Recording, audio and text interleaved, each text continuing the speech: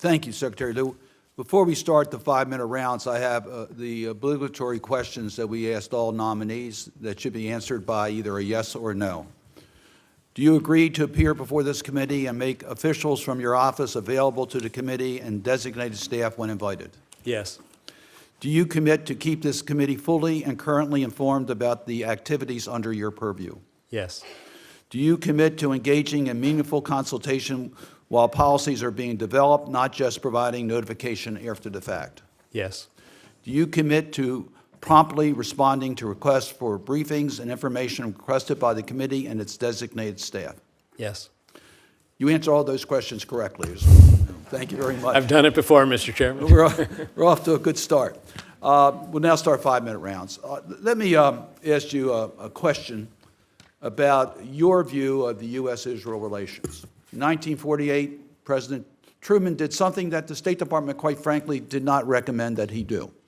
He did that because of his belief that Israel shared the same values of the United States in a part of the world where we had no other country that shared those values.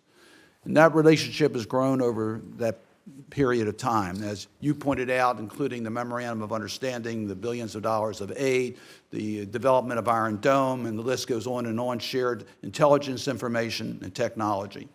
So I would just like to get your view as to that relationship, why it is special, and what you have done in your public life to help strengthen the ties between Israel and the United States. Thank you, Mr. Chairman. It will come as no surprise to you that I grew up believing that Harry Truman was a hero, that he didn't have to do what he did, and the State of Israel may not have come into existence and lasted had he not done that.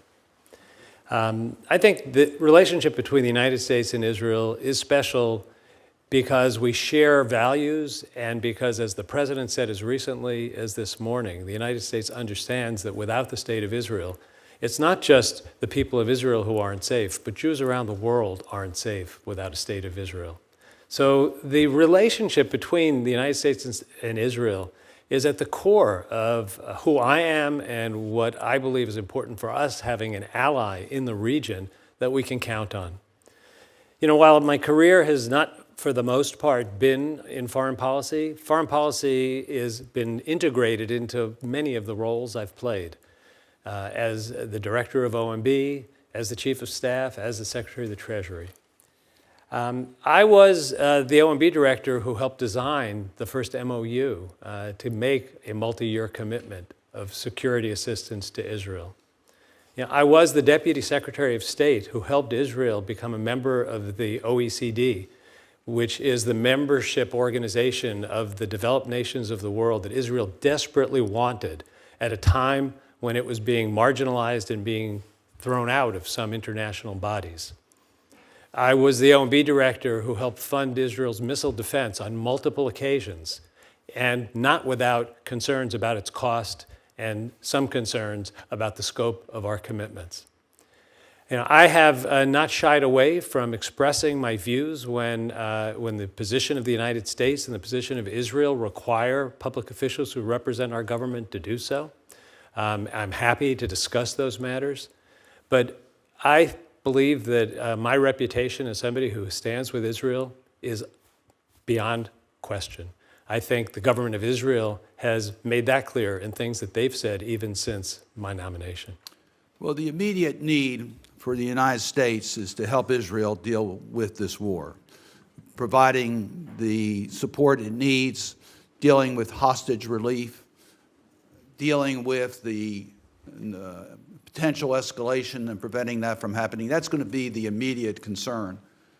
But looking beyond that, and you mentioned the Abraham Accords and normalization, one of Hamas's objectives was to derail the normalization discussions that are taking place in the Middle East, with the most visible being between the United States, Israel, and Saudi Arabia.